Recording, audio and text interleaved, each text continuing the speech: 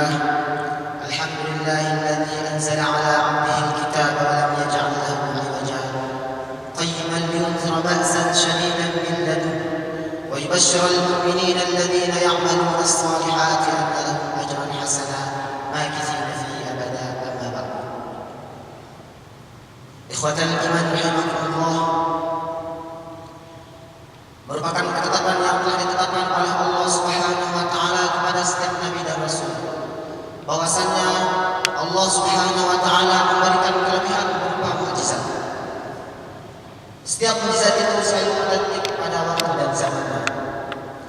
Kala itu Nabi Musa alaihi salatu wassalam diberikan mukjizat berupa ilmu sihir, karena pada saat itu sedang marak-maraknya ilmu sihir dari kaum Fir'aun.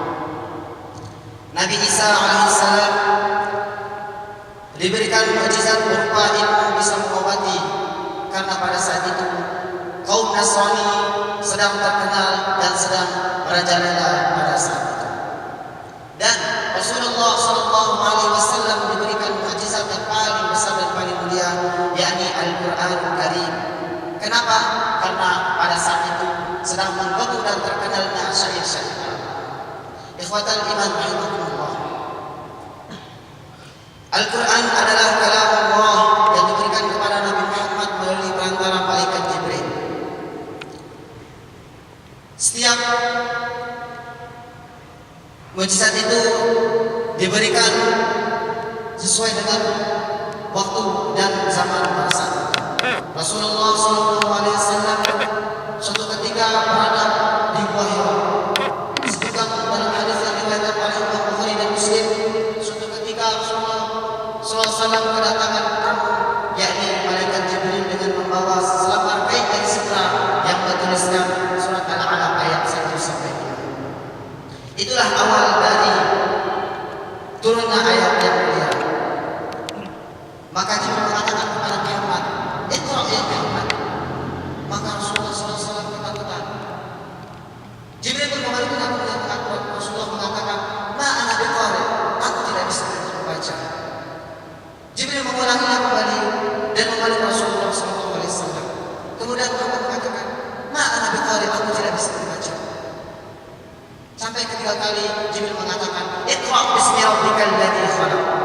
Bacalah dengan nama Tuhanmu wahai Muhammad yang telah menciptakan. Ikhwatal iman rahimakumullah, adapun ayat yang terakhir turun ialah sebagian dari surat Al-Maidah ayat 3 yang berbunyi, "Al-yawma akmaltu lakum dinakum wa atmamtu 'alaikum ni'mati wa raditu lakum al-Islam dinan." Pada hari ini aku telah sempurnakan agama untukmu dan telah aku cukupkan nikmatku untukmu, dan pada hari ini pula Islam telah aku ridhai sebagai agama. Itu ayat yang terakhir. Ikhwatal iman rahimakumullah, Al-Quran adalah sumber kemuliaan, sumber kebahagiaan, dan sumber ketinggian martabat di dunia dan akhirat. Zikir yang paling utama ialah membaca Al-Quran. Karenanya semakin banyak kita membaca Al-Quran, semakin tinggi pula kedudukan kita di dunia dan akhirat. Di dunia Allah Subhanahu wa taala memberikan keistimewaan kepada orang-orang yang membaca dan senantiasa mengamalkan Al-Quran. Apa itu? Rasulullah SAW bersabda, "Sesungguhnya Allah Subhanahu wa taala memiliki keluarga di antara para manusia." Para sahabat pun tercengang, kemudian bertanya, "Siapa mereka ya Rasulullah?" Maka Rasul menjawab, "Hum ahlul Quran." Dia adalah orang yang senantiasa membaca Al-Quran. Bisa kita bayangkan ketika seorang dianggap keluarga oleh Allah Subhanahu wa taala, ketika dia meminta, "Ya Allah, aku ingin kaya. Ya Allah, aku ingin istri yang cantik dan solehah." Maka bisa kita ilustrasikan jawaban Allah Subhanahu wa taala dalam bahasa Sunda. Eta mah babareh dikasih tulis, yang artinya itu gampang.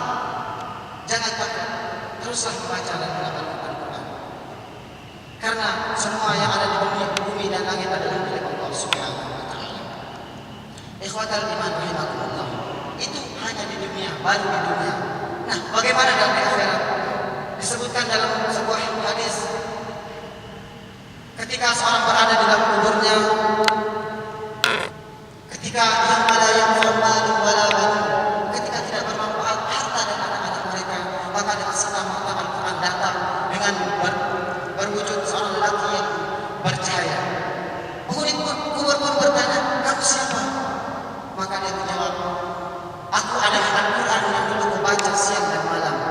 Aku adalah Al-Quran yang dulu kau baca siang dan malam ketika kau susah dan ketika kau bahagia. Maka sekarang aku akan datang sebagai penolong. Cerita ini dipertegas dengan sabda Rasulullah SAW, Iqra'ul Quran, bacalah Al-Quran. Fa innahu ya'ti yawmal qiyamati syafi'an li ashabi.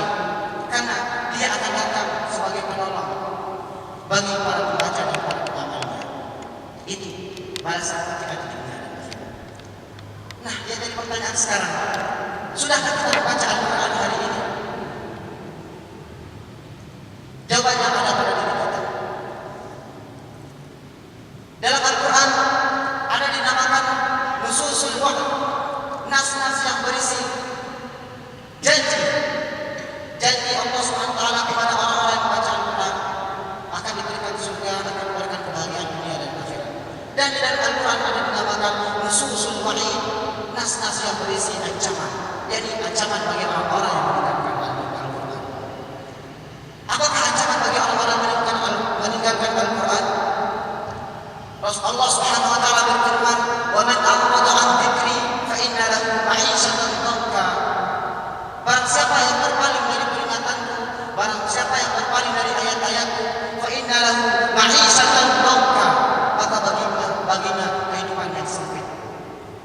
Kenapa yang miskin tidak bisa bersabar? Kenapa yang kaya tidak bisa bersyukur? Kenapa yang miskin tidak bisa kaya? Dan kenapa yang kaya tidak bisa bahagia? Yang kaya bisa mengatasi diri, yang kaya tapi bahagia bisa memasakkan diri. Seberapa lama dia meninggalkan Al-Quran karena disebutkan oleh Al-Quran? Sejauh mana dia meninggalkan Al-Quran Al-Karim karena dia disebutkan oleh Al-Quran Al-Karim? Jawabannya ada pada diri kita. Itu balasan bagi orang-orang yang meninggalkan Al-Quran. Dan di akhirat, wa nahsyuruhu yaumal qiyamati a'ma. Kami akan kumpulkan dia dalam keadaan buta. yakni orang-orang yang meninggalkan Al-Quran. Maka disebutkan dikisahkan dalam Al-Quran surah Taha ayat 124. Orang-orang yang meninggalkan Al-Quran komplit sama Allah Subhanahu wa taala. Apa katanya? Qala rabbi lam hasyartani a'ma.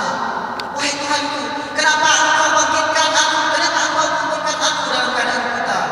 Wa qad kuntu basira. Sedangkan dulu padahal aku dulu di dunia orang-orang yang bisa melihat. Maka apa jawaban Allah? Qala kadzalika atatka ayatuna. Karena dulu telah datang kepadamu ayat-ayatku. Fa nasitaha, tetapi kalian melupakannya. Maka wa kadzalika al-yawma tunsa. Adapun sekarang aku akan melupakanmu seperti kamu melupakanku dulu di dunia. Mungkin dulu kamu tidak buta mata di dunia, walakin ta'mal qulubul lati fis sudur, tapi kamu buta hati yang ada di dalam dadamu. Wal iyad billah. Dan sekarang selamat menikmati jilatan si jago merah yang siap memperokoti tubuhmu yang indah di dalam itu. Wal iyad billah. Ikhwatal iman rahimakumullah, kita berlindung kepada Allah Subhanahu wa taala